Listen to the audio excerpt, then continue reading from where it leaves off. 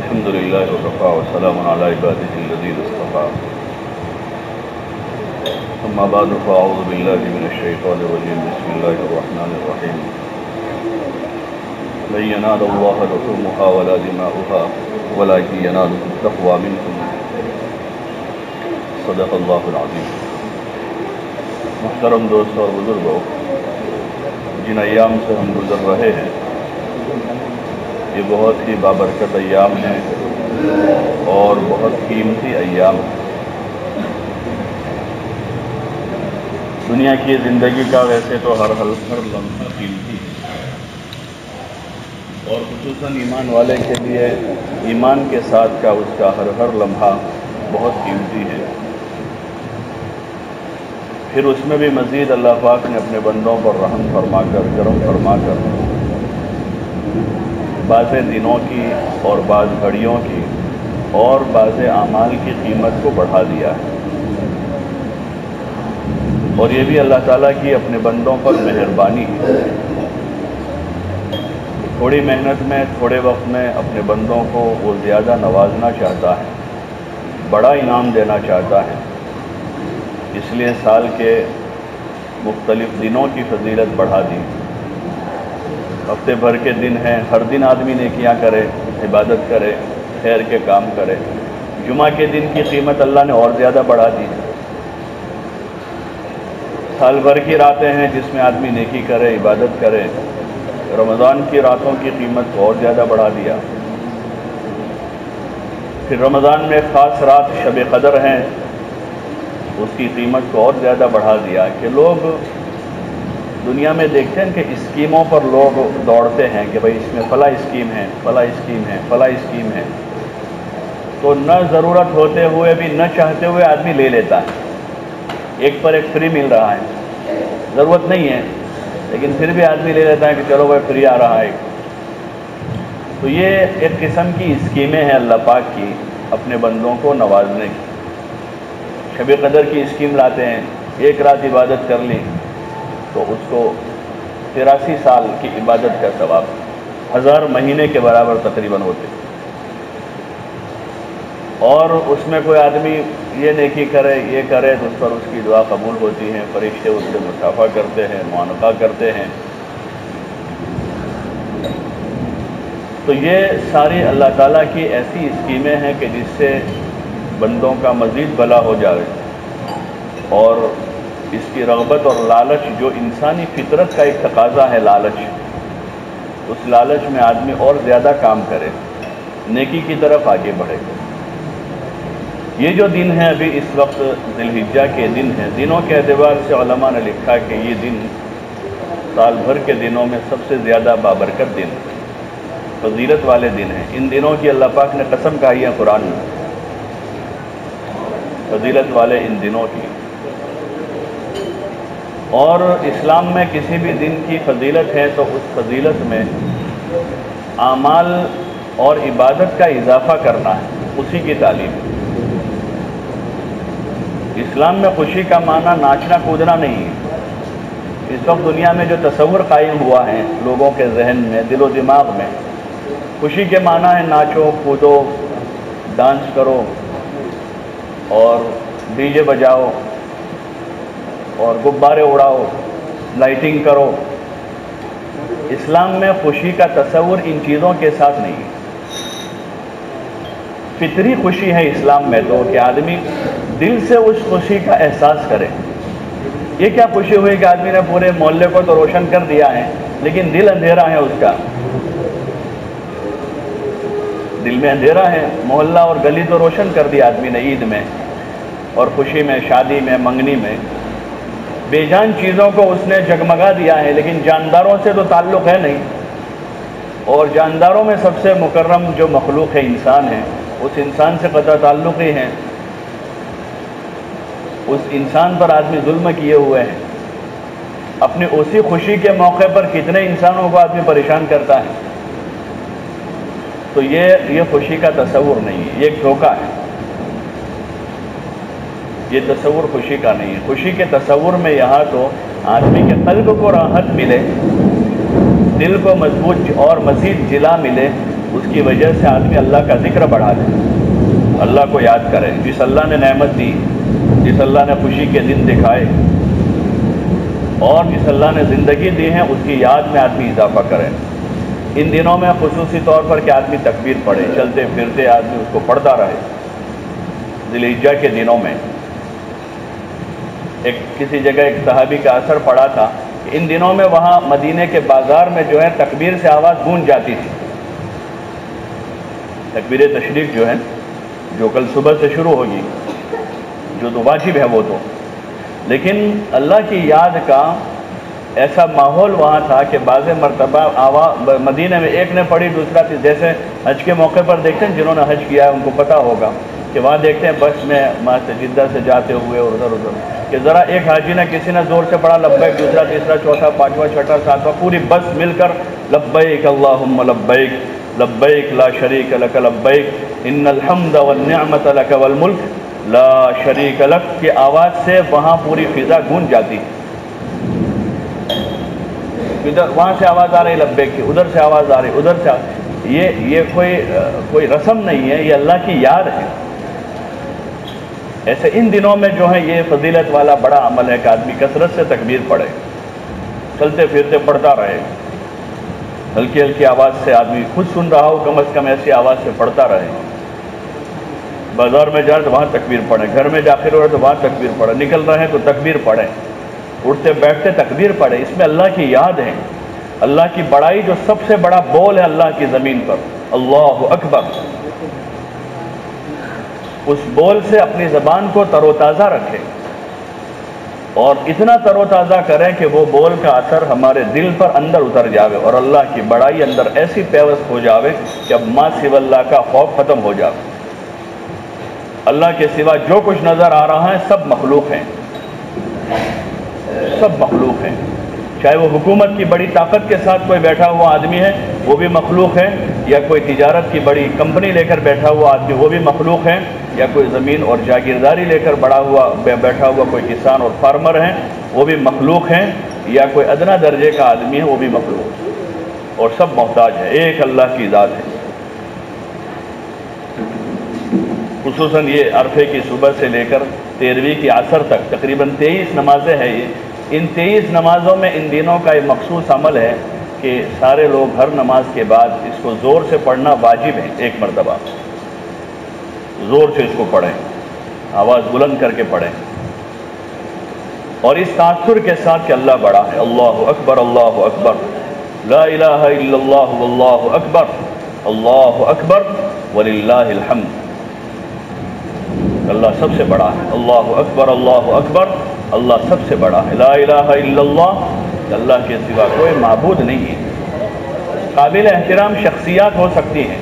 جیسے سارے انبیاء ہیں، سارے اولیاء ہیں، سب قابل احترام ہیں، اور دنیاوی لائن کے لوگ بھی جو ان کے درجے ہیں، اسلام میں کسی کا درجہ گھٹایا نہیں ہے۔ خیارکم فی الجاہلیت خیارکم فی الاسلام،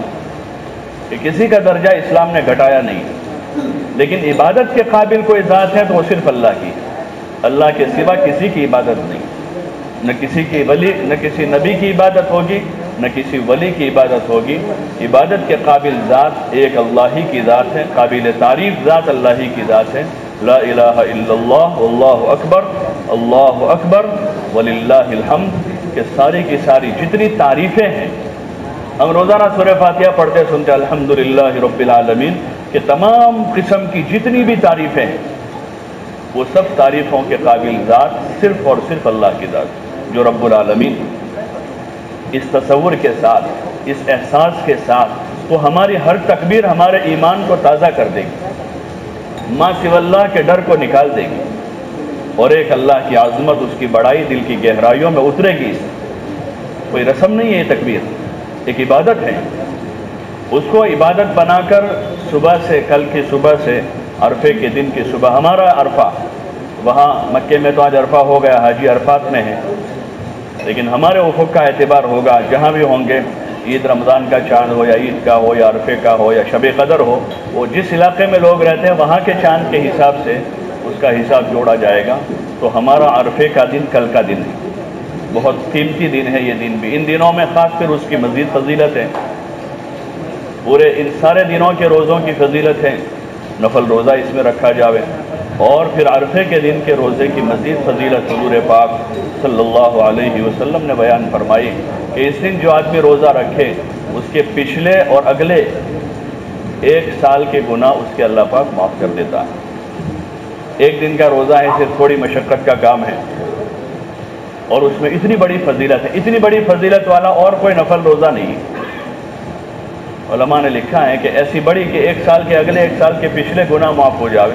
ایسی بڑی فضیلت والا اور کوئی روزہ نہیں ہے، وہ عرفے کے دن کی روزے کی فضیلت ہے۔ لیکن جہاں بھی اگلے پچھلے گناہ معاف ہونے کا اللہ پاک کی طرف سے یا حضور صلی اللہ علیہ وسلم کی طرف سے کسی حدیث میں اس کی فضیلت بیان ہوئی ہے، وہ صغائر ہیں، چھوٹے گناہ ہیں۔ جو چھوٹے چھوٹے گناہ چلتے پھرتے آدمی سے ہو جاتے ہیں وہ گناہ ہیں۔ بڑے جو گناہ ہیں، کبیرہ گناہ، کسی نے شرک کیا ہے، آدمی نے نماز چھوڑی ہے، زکوٰۃ ادا نہیں کی ہے، جو اللہ کے حقوق ہیں، اور ایسے بندوں کے متعلق جو حقوق ہے کہ آدمی نے کسی کو گالی دی، کسی کی غیبت کی ہے، کسی کو پریشان کیا ہے، کسی کا حق دبایا ہے، والدین کی نافرمانی کی ہے، قطع تعلقی کی ہے، پڑوسیوں کو پریشان کیا ہے، کسی کا ٹھٹھا مذاق کیا ہے، یہ اس قسم کے جو گناہ ہیں وہ کبیرہ گناہ کہلاتے ہیں، بڑے گناہ ہیں۔ یہ بڑے گناہ جو ہیں بغیر توبہ کے معاف نہیں ہوتے،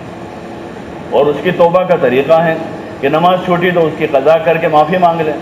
روزہ چھوٹا ہے تو اس کی قضا کر کے معافی مانگے، زکوٰۃ چھوٹی ہے تو ادا کر کے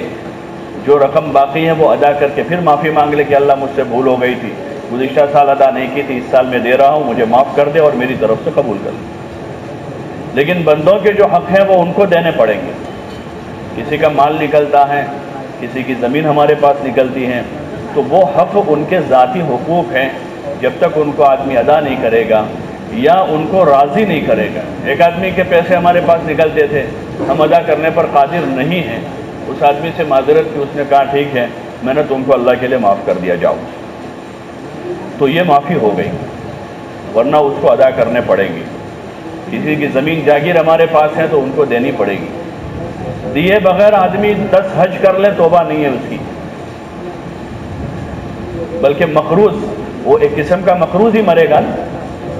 وہ آدمی ایک قسم کا مقروض مرے گا۔ حدیث پاک میں حضور علیہ السلام نے فرمایا کہ مقروض کی مغفرت نہیں ہوتی چاہے وہ شہادت کی موت مرے۔ حالانکہ شہید کا کتنا بڑا درجہ ہے، شہید کا بہت بڑا درجہ ہے، لیکن حضور علیہ السلام نے فرمایا کہ مقروض کی مغفرت نہیں ہوگی چاہے وہ شہادت کی موت پر جائے۔ اتنی بڑی چیز ہے۔ چاہے جائے کہ آدمی کا کسی کا دبایا ہوا، کسی کا لیا ہوا ہے، کسی کا ویوہار میں نکلتا ہوا مال ہے کہ پارٹنر تھے دو، حساب میں باقی رہ گیا ہے، یا تجارت کی ہے لیور دیور میں باقی رہ گیا ہے، تو ایسی چیزوں پر توجہ ڈالنی چاہیے۔ بعض مرتبہ معمولی چیز ہوتی ہیں، آدمی ادا کرنے پر قادر ہے اپنی حیاتی میں، 5,000 10,000 20,000 کا مسئلہ ہے،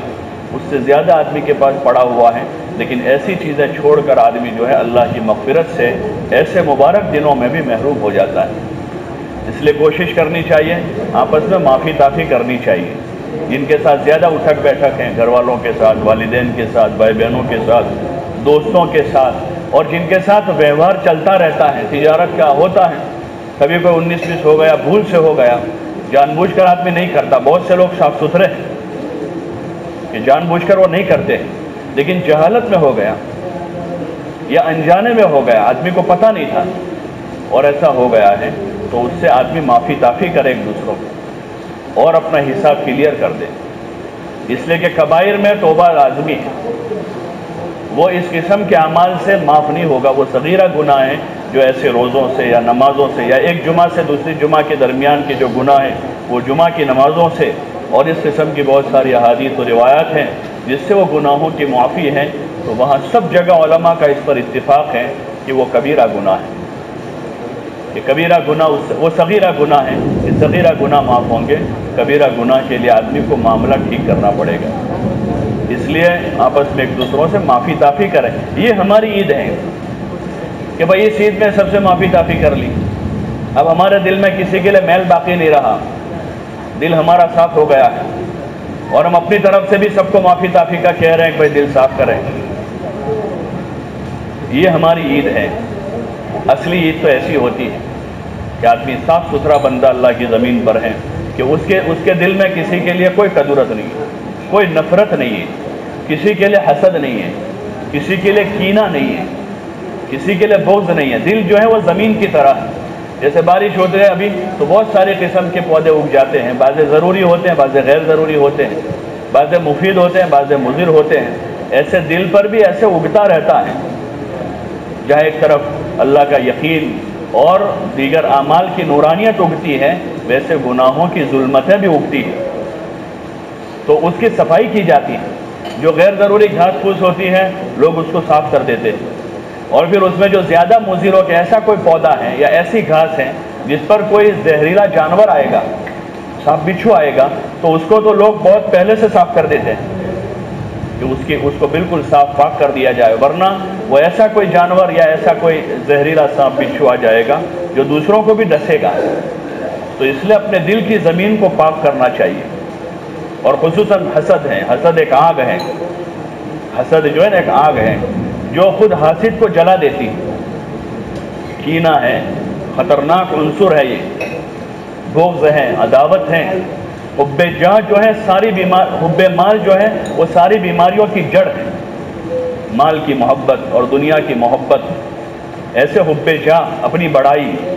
یہ سب قسم کے امراض ہیں جو بڑی بیماریاں ہیں، بڑے گناہ ہیں۔ ان دنوں میں توبہ اللہ کرنا چاہیے، اپنی معافی اور توبہ کو بڑھا دینا چاہیے، خصوصاً عرفے کے دن کہ بھئی روزہ بھی رکھا ہے اور پھر روزے کے ساتھ آدمی معافی تافی میں لگا ہے، لوگوں سے بھی معافی مانگ رہا ہے اور اللہ سے بھی معافی مانگ رہا ہے کہ اللہ مجھے معاف کر دے، زندگی میں بھولے ہوئی ہیں، انسان ہے، بحیثیت انسان ہونے کے جان کر بھی گناہ ہوئے ہیں، انجانے میں بھی ہوئے ہیں، اور چھپ کر بھی کیے ہیں، اعلانیہ بھی کیے ہیں، تو ان سارے گناہوں سے اللہ تعالیٰ سے معافی مانگیں، توبہ کریں، آپس میں بھی ایک دوسروں سے معافی تافی کر لیں تاکہ ہمارا حساب صاف رہے، اور کوئی حق نکلتا ہو تو ادا کر دیں، ادا کرنے کی قدرت نہیں تو وعدہ کر دیں، اور نیت صاف کر لے کہ میں ادا کر دوں گا، چاہے کروڑ روپے کا قرضہ آدمی کو، 10 کروڑ کا قرضہ ہے تو ادا کر دے ان کو، اور صاف بات کر لے بھائی دیکھو اس وقت میرے پاس نہیں ہے، اگر ہیں تو ٹال مٹول نہ کریں، ہیں تو ٹال مٹول نہ کریں، اور نہیں ہے تو صاف بات کر کے معافی مانگ لے بھائی اس وقت نہیں ہے، میں آپ کا پیسہ دے دوں گا، کھا کے مر گیا ہوں ایسی بات نہیں ہے، یہ نہ دینے کی علامت ہے۔ جو کہتے ہیں بھائی کھائن مری گیا وہ نہ دینے والا ہے، وہ یہی کہے گا، اور جس کو دینا ہے بھائی دیکھو موت کا بھروسہ نہیں، میرے پاس ابھی ہے نہیں ورنہ میں ابھی آپ کو دے دیتا، اب اللہ کے واسطے مجھے تھوڑی ڈھیل دے دو، میں آپ کا پیسہ ادا کروں گا۔ آپ کے پاس نئی آدمی کے پاس زمین جاگیر پڑی ہے، بیچ کے ادا کر دیں، کیونکہ یہ بعد میں زمین جاگیر پتہ نہیں کون استعمال کرے گا، یہ مقروض مرے گا، اس کی مغفرت نہیں ہوگی۔ حضور علیہ السلام نماز جنازہ نہیں پڑھاتے تھے، پوچھتے تھے کہ بھائی اس بھائی کا کوئی قرض لینے والا کوئی کھڑا ہوتا کہ میرے پیسے نکلتے ہیں، تو حضور علیہ السلام پوچھتے تھے بھائی اس نے کچھ مال چھوڑا ہے اس کا قرضہ ادا کیا جاوے، تو کہتے کہ ہاں مال ہے، تو ٹھیک ہے بھائی اس کا قرضہ ادا کیا جاوے، حضور نماز پڑھاتے تھے،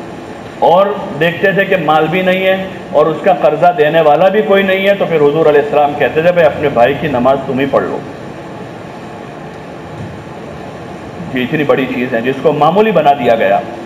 اور ایسے معاشرے میں جو مسلمانوں کا معاشرہ کہلاتا ہے، جن کے پاس اس لائن کے احکام اتنے سارے ہیں، اس لیے اس کو معمولی نہ لیں، اس عید کو اپنی توبہ کا ذریعہ بنا لیں، یہ عید ہماری توبہ کا ذریعہ بن جائے، نہیں ہے تو آدمی وعدہ کر لے ان سے بھائی میں آپ کا پیسہ دے دوں گا، تو پھر اب حدیث میں آتا ہے جس آدمی کی نیت صاف ہے اللہ تعالیٰ اس کا قرضہ چکائے پہلے بغیر اس کو موت نہیں دے گا، زندگی میں اس کا قرضہ چکوائے گا، اور اگر بالفرض اس کی موت آ گئی ہے تو اللہ پاک اس کی طرف سے قیامت کے دن چکائیں گے، کیونکہ اس کی نیت صاف دینے کی نیت تھی، تو اللہ تعالیٰ ان قرض خواہوں کو اس کی طرف سے راضی کر دے گا۔ اسی طرح دیگر یہ تو مالی معاملات ہیں، جاہی معاملات ہیں بہت ساروں کے، ماں باپ کے ساتھ، بھائی بہنوں کے ساتھ، رشتہ داروں کے ساتھ، محلے والوں کے ساتھ، ان سب کے ساتھ اپنا معاملہ ٹھیک کر لیں، یہی ہماری عید ہے، یہی ہماری عید ہے، ورنہ 2 جانور ذبح کیے لیکن بہنوں سے تعلق نہیں ہے، بھائی بہنوں سے رشتہ داری نہیں ہے، رشتہ داری باقی نہیں رکھی ہے، محلے میں 10 جگہ جھگڑا کیا ہوا ہے، بہت سو کی زمین دبایا ہوا ہے، اور چھوٹی بڑی تو ہم سب مبتلا ہیں، کہ ہر آدمی اپنے گھر کے آگے جو ہے 10-12 فٹ 15 فٹ جگہ روکے ہوئے ہیں، اور وہ عام حق ہے سب کا۔ اپنے گھر کے آگے جس کو ہم راستہ کہتے ہیں نا، راستہ، وہ راستہ ہے، اس کا 1-1 انچ راستہ ہے، چاہے وہ میرے گھر سے میری دیوار سے لگا ہوا ہو وہ بھی، اور جو بیچ میں 10 فٹ کے بعد ہے وہ بھی راستہ ہے۔ ہاں، اس کا مذاکرہ نہیں ہمارے ماحول میں۔ اس لیے اب ہر نیا بنانے والا جو مکان بنا 200 وار زمین خریدتا ہے اور پھر 20 وار روڈ پر آتا ہے۔ 200 وار کے اس کے پاس پیسے ہیں۔ پہلے تو ایک زمانہ تھا کہ اوڑے تھے 10 بائی 25 کے، 10 بائی 40 کے، جگہ کم تھی لوگوں کے پاس، تو بھائی عورتوں کا کپڑا دھونے کے لیے لوگ یہ کرتے تھے، بھائی اندر جگہ نہیں ہے تو گھر کے باہر تھوڑا سا اوٹلا بنا دے، بھائی اس پر عورتیں کپڑا دھو لے گی۔ تو کسی حد تک یہ تھا کہ بھائی عرف ہیں، لوگ کرتے ہیں تو، لیکن اب آدمی کے پاس 100 وار زمین کے پیسے ہیں، 60 وار کا پلاٹ خریدنے کے پیسے ہیں اس کے پاس، اور کپڑا دھونے کا وہ بنانے کے لیے اس کے پاس پیسے نہیں ہیں۔ ایک زمانہ تھا کپڑا دھونے کے لیے عورتیں تالاب میں جاتی تھی، بیگن پور جاتی تھی، لیکن طے کیا، بعض ذمہ داروں نے سمجھانا شروع کیا کہ بھئی اچھا نہیں ہے عورتیں اس طرح جاوے، بے پردگی ہوئے، تو تالاب پر آئی۔ وہاں پر بھی وہی مسائل ہوئے، کچھ لوگ ذمہ دار تیار ہوئے اور انہوں نے وہ بنایا، وہاں کپڑے دھونے کا ایک نظام کیا، وہاں دھونے گئی۔ پھر دھیرے دھیرے انہوں نے اپنے گھر میں انتظام کیا، انہوں نے بنایا، تو اب ماشاءاللہ سب کے گھروں میں کپڑے دھونے کا انتظام ہو گیا۔ لیکن ابھی بہت سے لوگ ہیں جنہوں نے گھر میں نہیں کیا ہے، گھر سے باہر کیا ہے، اور وہ راستہ روک۔ اس سے تو بہتر تھا کہ ویگن پور جا کے دھو لیں، کہ اس میں صرف بے حیائی ہو رہی تھی نا، ایک ذاتی جرم تھا یہ تو مستقل آدمی نے 3 بائی 15 کا یا 5 بائی 15 کی جگہ روک کر مستقل قابض ہو گیا، اس کے اوپر راستے پر قابض ہوا ہے۔ اور راستہ جو ہے صرف اس محلے والوں کا نہیں بلکہ ساری پبلک کا حق ہے، جن کو بھی وہاں سے گزرنا ہے، کیونکہ کامن چیز ہے، وہ سب کا حق ہے۔ اب یہ سب کو جواب دینا آدمی کہاں جائے گا، اور قیامت میں کتنوں کو حساب دے گا آدمی؟ یہ حقوق ہیں۔ ایک مرتبہ جہاد کا سفر تھا حضور علیہ السلام کے ساتھ، صحابہ کا لشکر ہیں، جو وہ جماعت ہے کہ اللہ کی زمین پر ایسی مقدس جماعت نہ پہلے آئی ہے نہ آ سکتی، یعنی صحابہ کی، انبیاء کے بعد سب سے مقدس جماعت وہ صحابہ کی جماعت، وہ جماعت ہے، اور سفر میں حضور صلی اللہ علیہ وسلم کے ساتھ ہیں، اور سفر جہاد کا سفر ہے۔ اس سفر میں ایک جگہ حضور نے پڑاؤ ڈالا تو بعض لوگوں نے راستے پر پڑاؤ ڈال دیا، میدان میں حالانکہ پڑاؤ تھا ان کا، لیکن جو راستہ بھی اس میں بچا وہاں انہوں نے پڑاؤ ڈال دیا۔ تو حضور علیہ السلام نے فرمایا کہ جنہوں نے راستے پر پڑاؤ ڈالا ہے ان کا کوئی جہاد نہیں ہے، یعنی ان کو جہاد کا ثواب نہیں ملے گا جنہوں نے راستے پر پڑاؤ ڈال دیا ہے۔ تو اس لیے گزارش ہے جس میں ہم سب مبتلا ہیں، تھوڑے بہت، کسی نے 5 فٹ ہے تو کسی کا 10 فٹ ہے، کسی کا 20 فٹ ہوگا۔ ہم دیکھیں اپنے گھر کے آگے دیکھیں ہم کہ ہماری کوئی چیز زائد ایسی پڑی ہوئی ہے جو لوگوں کے لیے حرج بنی ہوئی ہے، چاہے وہ چیز جامد نہیں ہے، یعنی اوٹلا بنا ہوا نہیں ہے، کوئی چیز ایسی ہے جو منتقل کر سکے ایسے، لیکن باقاعدہ رکھ دی ہے، کسی نے 4 ویلر رکھ دی ہے، کسی نے بائک رکھ دیا، کسی نے سائیکل رکھ دی ہے، کسی نے پنجرا رکھ دیا ہے، یا کسی نے اور کوئی چیز رکھی ہے، راستہ ہے، چاہے وہاں سے گزرنے والا کوئی بھی نہ ہو۔ گزشتہ کچھ سالوں، تقریباً 10-12 سال پہلے، ہمارا جو پرانا مکان ہے یہاں، اس کے سامنے ہمارا پلاٹ دوسرا تھا جہاں مکان بنایا تھا، تو 2 مکان آمنے سامنے ہو جاتے تھے۔ تو بعض لوگوں نے مجھے کہا کہ ایک مکان سے اس مکان پر پہلی منزل سے آپ پل بنا لو تو آپ کی عورتوں کو جو ہے بغیر برقعے کے اوپر سے جا سکے گی۔ تو مجھے بھی سمجھ میں آیا کہ اچھی رائے ہے، لیکن میں نے سوچا کہ اس کو کرنے سے پہلے کسی سے پوچھ لے مفتی صاحب سے۔ تو انہوں نے مجھے کہا کہ فلاں نے بنایا ہے، فلاں نے بھی بنایا، فلاں نے بنایا، ان کے 2 مکان اس طرح ہیں اور ہیں اس طرح سے۔ تو میں نے مفتی صاحب سے جا کر پوچھا تو انہوں نے پوری صورتحال معلوم کی۔ میں نے کہا اسے آگے جا کے راستہ بند ہو جاتا ہے، دیوار ہے وہاں، اور پھر راستہ نہیں ہے، وہاں سے کسی گاڑی کا گزر نہیں ہے، رکشے گزرتے ہیں، اور رکشے سے بڑی کوئی سواری بھی نہیں گزرتی وہاں سے۔ تو مفتی صاحب نے کہا کہ ٹھیک ہے پھر تو کوئی حرج نہیں ہے۔ تو میں نے کہا کہ میرا جیسا آدمی صرف اس پر اکتفا کرے گا کہ بھائی آپ بنا لو، کوئی حرج نہیں ہے۔ میں نے مفتی صاحب سے کہا کہ مجھے آپ مسئلہ لکھ کر دو، لکھا ہوا کوئی کتاب کے حوالے سے مل جاوے تو مجھے اس طرح سے دو تاکہ میں اس پر پورے انشراح کے ساتھ کر سکوں، ورنہ ابھی کھٹک ہے۔ میں کہا ٹھیک ہے، میں 2 دن میں آپ کو لکھ کر دے دوں گا۔ 2 دن کے بعد میں نے رابطہ کیا تو بولے ابھی نہیں ملا ہے۔ پھر 2-4 دن کے بعد میں نے رابطہ کیا تو مفتی صاحب نے کہا کہ کسی جگہ مل نہیں رہا ہے۔ پھر 1-2 دن کے بعد مفتی صاحب سے بعد میں کہنے لگے کہ بھائی اس طرح کرنا جائز نہیں ہے، اور پھر انہوں نے مسئلہ نکال کے مجھے بتایا کتاب میں کہ سیم اسی طرح کا مسئلہ لکھا ہوا ہے جیسا آپ کا مسئلہ ہے، کہ ایک آدمی کے 2 مکان، ایک مکان اس طرف ہے، ایک مکان اس طرف ہے، بیچ میں راستہ ہے، اور وہ اس پر سے پل بناوے اور گزرنے والوں کا کوئی حرج نہیں ہے، پھر بھی ایسا کرنا جائز نہیں ہے، پھر بھی ایسا کرنا جائز نہیں۔ ہم کو تھوڑا خدشہ تھا کہ وہاں چونکہ وہ لڑکے بیٹھتے تھے باہر، چھوٹے بچے کھیلتے تھے، تو وہ اس کے باہر تھوڑا سا وہ بنانے کا وہ تھا، 4-5 فیٹ پر ایک چھوٹی سی وال دیوار بنانے کا وہ، اس کا پھر مسئلہ پوچھا تو انہوں نے کہا کہ نہیں بنا سکتے، نہ شریعت کے قانون میں ہے نہ حکومت کے۔ تو 1000 اینٹیں اس کی زائد پڑی ہوئی تھی، وہ اسی طرح 1-2 کر کے لوگوں کو دینی پڑی، لیکن پھر اس کے بعد اس کو نہیں بنایا، کیونکہ انہوں نے کہا کہ نہ شریعت میں یہ جائز ہے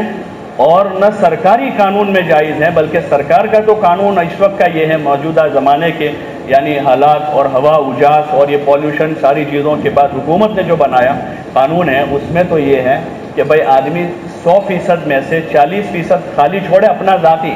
اور 60% میں باندھ کام کرے،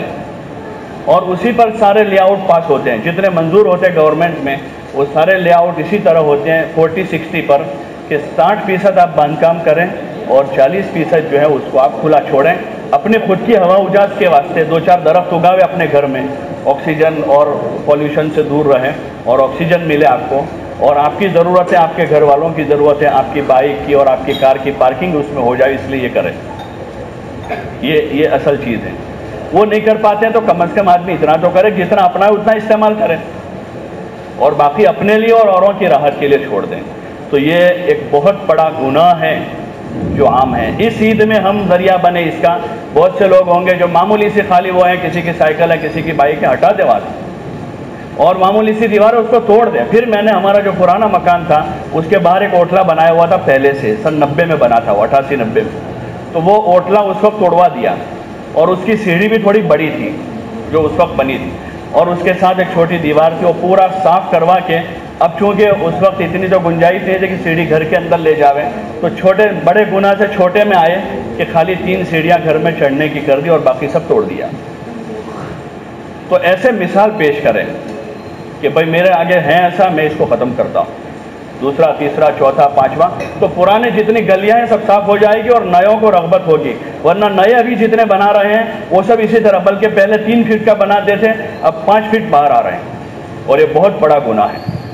بہت بڑا، جس کا ماحول میں تذکرہ نہیں ہے، بلکہ مشورہ دینے والے کا بنائے دون چھو دوش اور تو بیشن داشو کپڑوں دوش ہے، وہ تو بھائی ان کی بے حیائی کا ان کا ذاتی گناہ تھا، ایک ہی گناہ تھا، اور یہ تو قبضہ کر کے آدمی اور زیادہ بڑے گناہ میں آ رہا ہے۔ اپنے گھر میں ضرور انتظام کریں کپڑے دھونے کا، گھر میں اور باتھ روم بناتے ہیں، ٹوائلٹ بناتے ہیں، کچن بناتے ہیں، کپڑے دھونے کا ایک حصہ الگ کر لیں، نیچے نہیں تو اوپر بنا دیں۔ تو اس لیے آپ حضرات سے گزارش ہے کہ اس کا اہتمام کریں کہ جتنے قسم کے، یہ تو ایک مثال میرے ذہن میں اس وقت آئی تو میں نے عرض کر دی کہ یہ ایک بڑا گناہ ہے جو عموم بلوا ہے، جس میں لوگ عام متن مبتلا ہیں، اور یہ عام ہو جانے سے کوئی معاف نہیں ہو جاتا ہے، بلکہ جتنا حرج اور نقصان پیدا ہوگا اس کے بقدر آدمی کو اس کا جواب دینا پڑے گا۔ اس لیے اس عید کو اس کا ذریعہ بناویں کہ ہم جن کبائر میں مبتلا ہیں ان گناہوں سے توبہ کریں، اور اس وقت کے جو خاص اعمال ہیں جیسے میں نے عرض کیا کہ روزہ ہے کل کے دن کا، اللہ توفیق دے روزہ رکھیں، خوب توبہ استغفار کریں، اور جو تکبیر تشریق ہیں کل کی فجر سے لے کر بدھ کی عصر تک، کل سنیچر اتوار پیر منگل اور بدھ 5واں دن ہے، وہ 23 نمازوں میں تکبیر تشریق جو ہے بلند آواز سے مردوں کو مسجد میں پڑھنی ہے، اور عورتیں یا کوئی مسافر اگر تنہا نماز پڑھتا ہے تو مرد ہے تو اس کو زور سے پڑھنا ہے، اور عورتیں آہستہ اپنے گھر میں پڑھے گی تو اپنے گھر کی مستورات کو بھی اس عمل کی طرف متوجہ کریں کہ یہ واجب ہے، ایک مرتبہ پڑھنا واجب اور ضروری ہے کہ وہ یاد رکھ کر اس کو پڑھ لیں، کیونکہ گھر میں اکیلی پڑھتی ہیں تو مسجد میں تو بھائی کوئی بھول گیا تو دوسرے نے پڑھی، تیسرا چوتھا شروع ہو جاتے ہیں، لیکن گھر میں اکیلی ہیں تو ان کو یاد دلا دیں۔ مصلے پر کوئی علامت، ایک جگہ میں گیا مصلی نماز کے لیے انہوں نے دیا تو اس پر ایک سفید کپڑے پر ایک چٹ لگی ہوئی مصلے کے آگے تھی، اس پر تکبیر لکھا ہوا تھا، ان دنوں میں وہ یاد رہے اس کے واسطے انہوں نے یہ کر لیا، یا اور کوئی طریقہ اختیار کر لیں کہ وہ یاد رہیں اور تکبیر عورتیں بھی اپنے گھر پر پڑھ لیں۔ قربانی کر رہے ہیں، قربانی بہت بڑا عمل ہے، اس کو ترک نہ کریں، اس کو ترک نہ کریں، بڑے جانور کی نہیں کر پا رہے ہیں تو چھوٹا جانور لے آویں، لیکن جن پر بھی واجب ہے چاہے وہ 15,000 کا آوے کہ 25 کا آوے، اگر اس پر واجب ہے تبھی قربانی ہے، جو صاحب نصاب ہے اسی پر ہے، غریب پر تو نہیں ہے نا، مالدار ہی پر قربانی ہے، تو مالداروں کو چاہیے جو صاحب نصاب ہے 52.5 تولہ چاندی یا 7.5 تولہ سونا اور 52.5 تولہ چاندی اس کا نصاب متعین ہوا، کہ اتنی قیمت، اتنا مال آدمی کے پاس ہے، اتنا سونا چاندی ہے، اتنی زمین جاگیر ہے، چاہے سال پورا نہیں ہوا ہے، زکوٰۃ کے لیے حولان حول یعنی سال کا پورا ہونا ضروری ہے۔ اور مال نامی اور سونا چاندی روکڑ رقم ہے، اس میں مال نامی بھی ضروری نہیں ہے۔ آدمی کے پاس زائد پلاٹ پڑا ہوا ہے جو بیچنے کا نہیں ہے، پھر بھی اس پر قربانی واجب ہے۔ زکوٰۃ تو ایسے مال پر ہے جو بیچنے کا ہو، اس لیے دو قسم کے مالدار ہو گئے۔ ایک مالدار تو وہ ہے جس پر زکوٰۃ واجب ہے اور قربانی بھی واجب ہے۔ ایک مالدار وہ ہے جس پر زکوٰۃ واجب نہیں ہے، قربانی واجب ہے۔ وہ ہے جس کے پاس مال نامی یعنی تجارت کا سامان نہیں ہے، تو وہ اس کے اوپر چونکہ تجارت کا سامان نہیں ہے تو زکوٰۃ نہیں آئے گی، لیکن قربانی ایسے آدمی پر واجب ہوگی۔ اور بیوی پر واجب ہے تو بیوی کو کرنی پڑے گی، میاں بیوی کے ایک حصے میں دونوں کی قربانی ادا نہیں ہوگی، الگ الگ قربانی ہے سب کی۔ جیسے نماز جس پر واجب ہوئی، جس پر فرض ہوئی وہ پڑھے گا، روزہ جس پر فرض ہے وہ رکھے گا، ایسے قربانی بھی جس پر واجب ہوتی ہے ان کو اپنی قربانی شوق سے، رغبت سے کرنی چاہیے، خوشی سے کرنی چاہیے۔ ان دنوں میں اللہ کے یہاں اس سے بڑا اور کوئی عمل نہیں ہے۔ آدمی چاہے کتنا سے بڑا عمل کرے، لیکن واجب ہونے کے بعد قربانی نہ کرے تو وہ آدمی کے لیے یہ ہے کہ اس آدمی کو حضور نے اتنی سخت دھمکی دی کہ وہ ہماری عیدگاہ میں نہ آئے۔ کتنی بڑی دھمکی ہے یہ کہ وہ ہمارے حضور اتنے کریم اور شفیق ہیں، لیکن بعض ایسے کلمات بتاتے ہیں کہ وہ عمل کی اہمیت زیادہ ہیں۔ حضور علیہ السلام کہہ رہے ہیں کہ ایسا آدمی ہماری عیدگاہ میں نہ آئے۔ تو اس لیے کوشش کریں، چاہے آج لے لیں، کل خرید لیں، پرسوں ترسوں، جب تک قربانی کے دن ہے وہاں تک آدمی قربانی کر سکتا ہے۔ تو اس لیے کوشش کریں اپنا اور اپنے گھر میں بھی بچوں کے سامنے بھی اس کا مذاکرہ کریں، تاکہ جن پر واجب ہے وہ لوگ اپنی قربانی ضرور کر لیں۔ اللہ پاک عمل کی توفیق عطا فرما۔ میں بھی آپ حضرات سے چونکہ وقتاً فوقتاً جمعہ میں یا دیگر اوقات میں آپ حضرات سے موقع رہتا ہے بات چیت کرنے کا، تو کبھی کوئی سخت کلامی ہوئی ہو، کوئی ایسی بات مجھ سے ہوئی ہو جو کسی کو ناگوار گزری ہو، تو میں بھی معافی چاہتا ہوں، آپ لوگ مجھے بھی معاف کریں۔ اور اگر کسی کا کوئی حق میرے پاس نکلتا ہو تو میرے پاس آ کر لے لیں۔ اگر مالی حق ہے کسی کا تو مطالبہ کر کے لے لیں، اور کوئی